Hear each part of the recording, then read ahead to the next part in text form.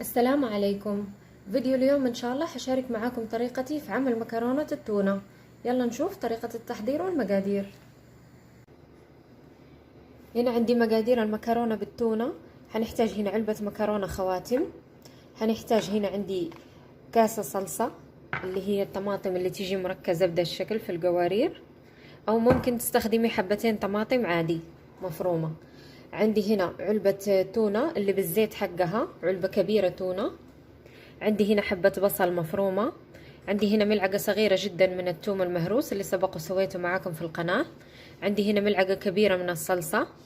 وعندي هنا بالنسبة للبهارات حنحتاج ملعقة صغيرة ملح، ملعقة صغيرة بابريكا، ملعقة صغيرة فلفل أسود، وملعقة صغيرة من البهارات المشكلة اللي هي الملعقة الصغيرة جدا. عندي هنا رشة من البهارات الإيطالية، أعشاب إيطالية. هاخد قدر احط فيه له مويه واضيف له كده حوالي ملعقه صغيره زيت عادي، ورشه ملح، حوالي ملعقه صغيره ملح. وعندي هنا كيس المكرونه. هسلق المكرونه اول لمده نص ساعه.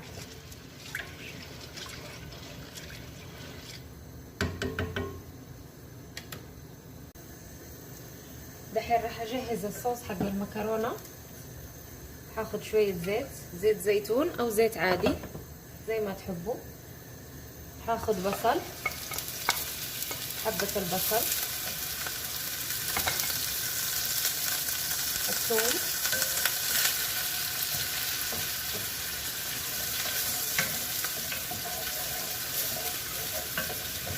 راح ادبل البصل والثوم علينا البصل يتغير لونه، يصير عندي كده لون ذهبي.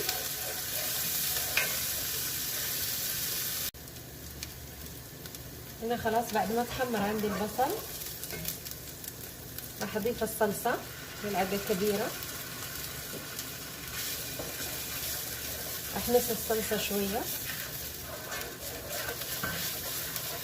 هضيف كاسة صلصة الطماطم الجاهزة.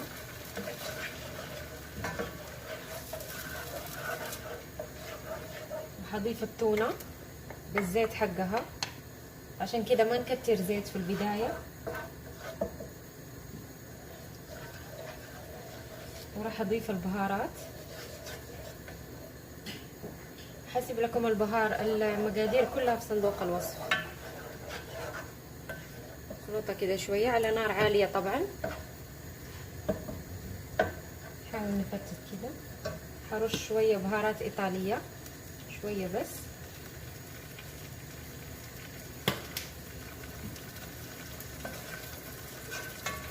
وراح اضيف شوية موية بس عشان اخفف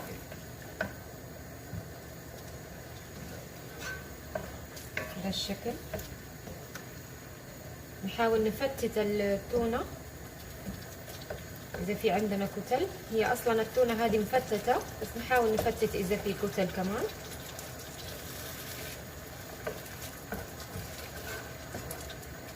نسيبها على نار هادية، نغطي عليها، نسيبها كده لمدة 5 دقايق. خلاص هنا المكرونة عندي استوت. راح اضيف لها كده ملعقة صغيرة زبدة عادية العادية. الزبدة تضيف لها نكهة طعمة. عندي هنا خلاص الصوص استوى.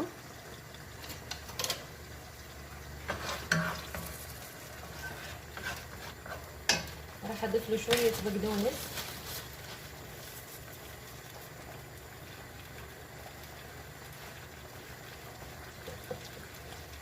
وراح احط المكرونة وهي لسه حارة.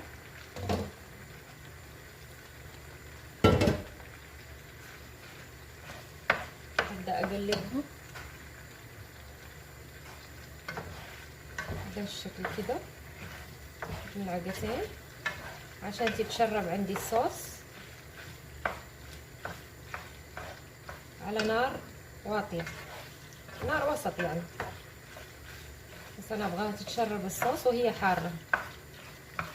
تيجي مرة لذيذة، اتمنى تجربوها، لذيذة بتيجي. ومفيدة، فيها تونة ومختلفة عن اللي بالدجاج واللحم. آخر شي راح أرش شوية بهارات إيطالية، رشة خفيفة كده بس، ونقدمها. هذا الشكل النهائي لمكرونة التونة. نقدمها مع الشطة أو أي شيء أنتوا تحبوه وتفضلوه. أتمنى تجربوه وتعجبكم. لا تنسوا حبايبي الاشتراك في القناة وتفعيل الجرس، وبألف عافية.